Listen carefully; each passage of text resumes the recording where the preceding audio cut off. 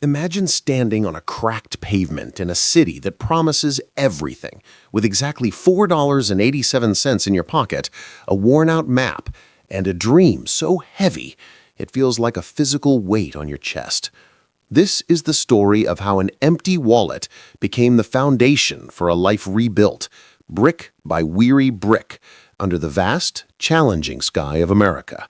This is the story of how a man named Elias Vance learned the true price of the sunrise.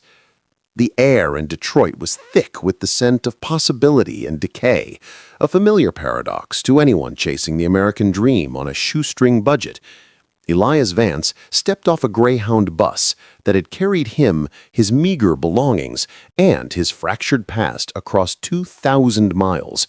He was 32, a former construction foreman from a small town in Oregon, whose life had been violently derailed by the 2008 housing crisis and a subsequent, devastating personal loss. The details of the loss were a blur he refused to focus on. He only knew he couldn't stay where every street corner was a monument to what he'd lost. He'd come to Detroit not for the glamour, but for the grit. The city was in the slow, agonizing process of revitalization, which meant two things: opportunity for the resourceful and plenty of empty, cheap spaces to disappear into. Elias had nothing left to lose, which in a strange way made him the wealthiest man on the bus. All he possessed was a toolbox, a high school diploma, and a relentless, almost desperate urge to build something solid again. His first week was a masterclass in survival. He slept in a derelict, abandoned warehouse district using his old Army-issue sleeping bag. His diet was canned beans and stale bread, occasionally supplemented by the kindness of a few local shelter volunteers. The $4.87 quickly vanished on bus fare and a bottle of water. He wasn't looking for a handout. He was looking for a foothold. Elias's strength lay in his hands. He was a craftsman, a man who understood wood and concrete better than people. He knew he had to get back to building. He walked the streets for days, his boots pounding the sidewalks, looking for any sign of construction work. He tried the big contractors, but they wanted certifications, references, and addresses, things Elias currently lacked. One rainy Tuesday, drenched to the bone, he saw it, a small, faded sign tacked onto the porch of a historic but run-down house in the Corktown neighborhood. It simply read, "Renovator needed, small projects, cash." The house belonged to an elderly woman named Eleanor Hawthorne, a retired schoolteacher with a spine of steel and a deep, unshakable faith in the city's comeback.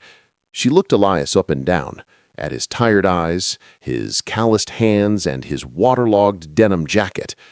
"You look like trouble, son," she stated, without malice, "but your eyes look like they need to work." Elias didn't flinch. "I'm not trouble, ma'am. I'm a good carpenter. I'll work harder than anyone you hire. Just give me the first job, and I'll earn the next." Mrs. Hawthorne pointed to a section of her dilapidated porch railing. "It's rotted out. You fix it. I'll pay you $50, cash, when you're done." Elias went to work immediately. He didn't have a workbench, so he used the pavement. He didn't have a spare piece of lumber, so he walked 3 miles to a salvage yard and sweet-talked the owner into giving him some scrap oak in exchange for hauling away a pile of debris. He worked until long past sunset, the glow of a nearby streetlight providing his only illumination. When he was done, the new oak railing wasn't just fixed, it was perfectly joined, sanded smooth, and primed against the rain. It was, quite simply, beautiful. Mrs. Hawthorne inspected the work the next morning. She ran a gloved hand over the railing. $50, you said?" "Yes, ma'am." She didn't give him the cash. Instead, she offered him a deal that changed everything. "The whole porch needs to be rebuilt. It's a big job. If you're willing to live in the carriage house out back, it's cold, but it's dry.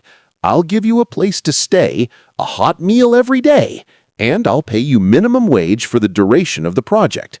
But," she raised a finger, "I have to make you one promise. You have to start living again, not just surviving." Elias accepted instantly. He now had a roof, food, and a daily purpose. The carriage house was Spartan, but it was a vast improvement over the warehouse. He would wake up before dawn, the silence of the city a blanket wrapped around him, and start work as the sun began to paint the sky. He threw himself into the work. He didn't just rebuild the porch, he restored its history. He studied photos of the original house, meticulously recreating details that had been lost for decades. People walking by would stop and stare at the transformation. He called his new venture Vance Co. The Co was currently just him, but he liked the sound of it, the promise of a future team. His reputation began to spread in the neighborhood. The man who fixed Eleanor's porch became the carpenter who works like a machine. Small paid gigs started trickling in, a fence post here, a cabinet there, a leaky roof fix. Elias saved every dollar, pouring his earnings back into better tools, a reliable truck, a powerful saw, and a heavy-duty nail gun. The porch took 3 months. When it was finally finished, Mrs. Hawthorne stood on it, tears in her eyes. "It's magnificent, Elias. Thank you for bringing this old house back to life." "Thank you, Mrs. Hawthorne," he replied, looking not at the house, but at the rising sun. "You gave me the first chance to do the same for myself." His next opportunity came from a young entrepreneur named Samira, who was renovating a historic building downtown to open a new co-working space. Samira had heard about Elias's almost obsessive dedication. She wasn't just looking for cheap labor, she was looking for someone who cared about quality and commitment. Samira's project was massive, overwhelming, and under-budgeted. It was the kind of risk that could either launch Elias to success or bury him under the weight of his first big failure. He didn't hesitate. "I need a 2-month time frame, 20-hour days, and no excuses," Samira challenged him. "I don't make excuses. I only make deadlines." The ensuing months were a brutal test of endurance. Elias worked 7 days a week, often sleeping in the building to save time.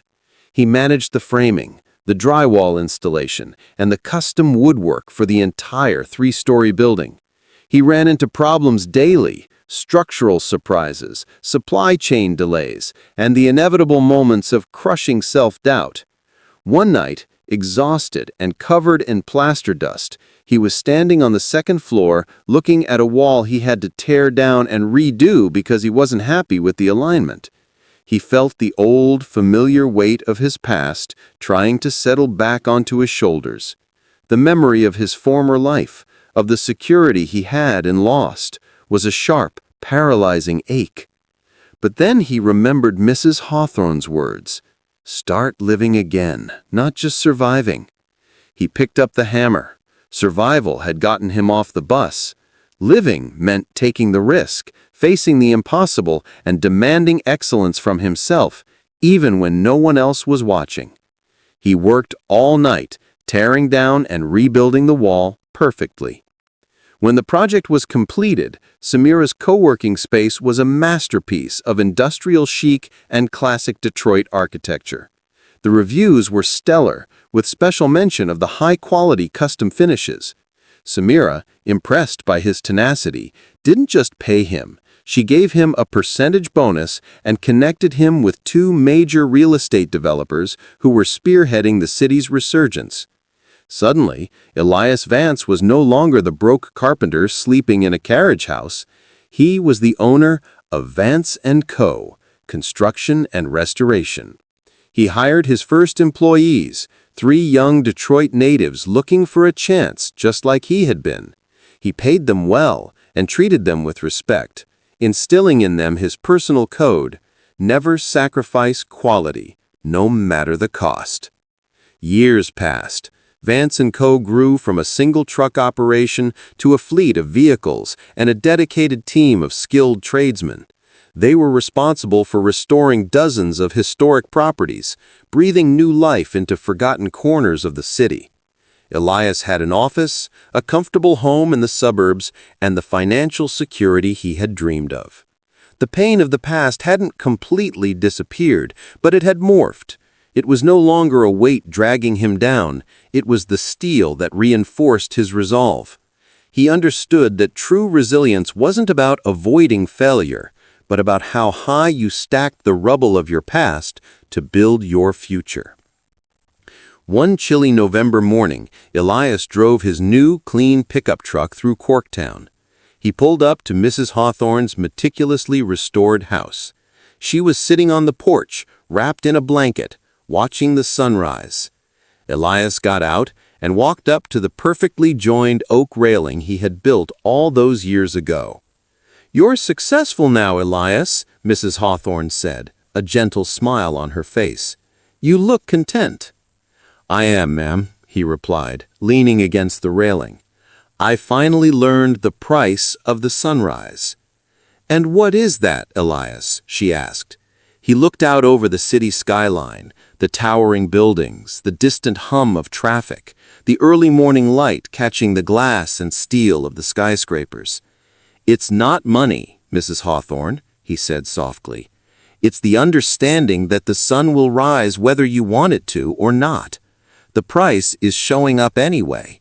It's the sweat, the ache, the refusal to quit when you're down to your last few dollars and your last ounce of hope. It's the daily decision to believe that what you build with your own hands is worth more than the fear in your heart."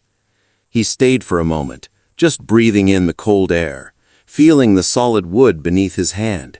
He was no longer a survivor, he was a creator. The story of Elias Vance was not about an incredible stroke of luck, but about the relentless, unglamorous power of showing up, fixing the smallest thing with the greatest care, and letting one small, perfect piece of work lead to the next. He had come to the city with $4.87 and a broken spirit. He left behind a legacy built not on what he took, but on what he rebuilt.